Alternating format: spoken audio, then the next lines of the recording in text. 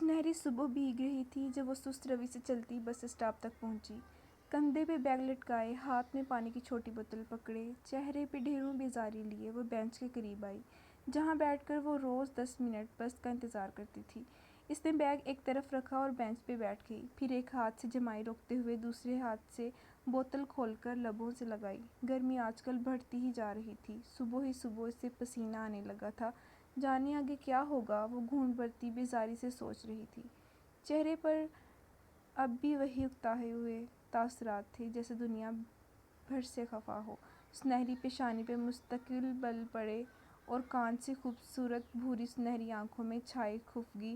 کچھ تھا اس میں جو اسے ساری میں یکتا بناتا تھا۔ لمبے کرتے اور جینز میں ملبوس، رسی کے مانند دوپٹہ مفلر کے انداز میں گردن سے لپیٹے، ٹانگ پہ ٹانگ رکھے وہ پاؤں جھلاتی تنقیدی نگاہوں سے ادھر ادھر دیکھ رہی تھی، اور تبھی اسے احساس ہوا کہ وہ سیاہ فام لڑکی آج بھی بینچ پہ اس کے ساتھ بیٹھی ہے۔ ان دونوں کے درمیان اس کا بیگ رکھا تھا اور اس وقت وہ سیاہ فام لڑکی سر جھکائے، نگاہ ترچھی کیے اس کے بیگ کو دیکھ رہی تھی، اور جگہ جگہ چاک اور وائٹ سے اس نے اپنا نام لکھا تھا، محمل ابراہیم، محمل ابراہیم۔ آڑا ترچھا، چھوٹے بڑے ہر انداز میں یہی لکھا تھا۔ وہ لڑکی کبھی کبھی ہی اس کے بیگ کو دیکھتی تھی، مگر محمل کے تو روز کے 10 منٹ اس سیاہ فام لڑکی کا جائزہ لیتے ہی گزرتے تھے۔ وہ بھی عجب پراسرار کردار تھی۔ یہاں اسلام آباد میں سیاہ فام نظر آ ہی جاتے تھے، مگر وہ اپنے جیسوں سے مختلف تھی۔ سر پہ رومال باندھ کر گردن کے پیچھے گرہ لگاتی اور نیچے اوور کوٹ، موٹے ہونٹ، سیاہ رنگت مگر چمکیلی آنکھیں، کوئی ایسی چمک تھی ان میں کہ محمل کبھی ان آنکھوں میں دیکھ نہ پائی تھی۔ ہمیشہ نگاہ چرا جاتی۔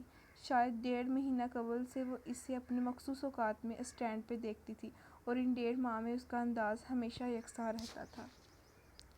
کمر سیدھی رکھے الٹ سی بینچ پر بیٹھی، خاموشی سے سامنے سیدھ میں دیکھتی۔ وہ بہت چپ سی لڑکی معلوم نہیں کون تھی، اور پھر اس کی وہ پراسرار کتاب، سیاہ جلد والی بھاری سی کتاب جس کا سیاہ ورق بالکل خالی تھا، اس کی گود میں دھری ہوتی، اور کتاب کے کناروں پر اس کے سیاہ ہاتھ مضبوطی سے جمے ہوتے۔ اس کے انداز سے کچھ خاص جھلکتا تھا، کتاب کی حفاظت کا احساس، یا شاید اس کے بیش قیمت ہونے کا۔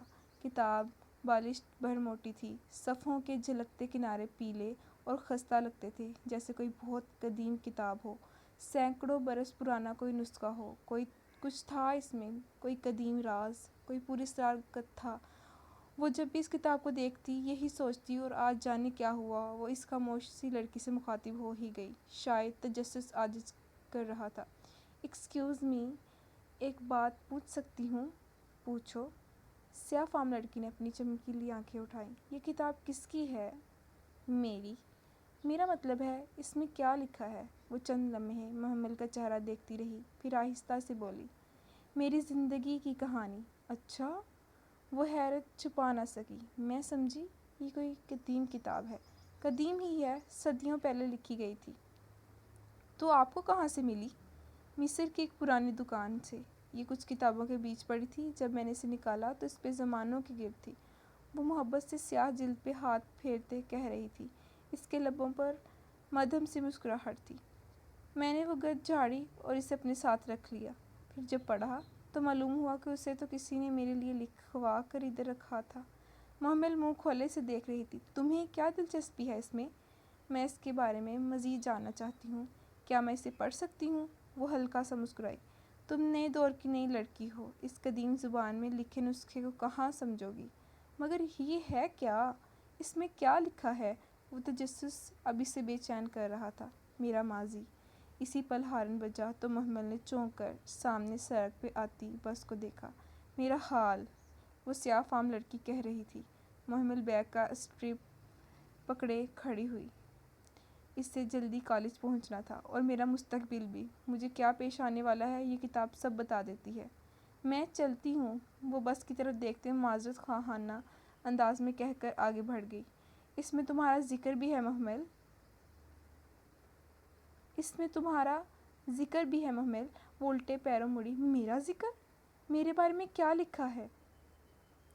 وہ ششدر رہی تو رہ گئی تھی۔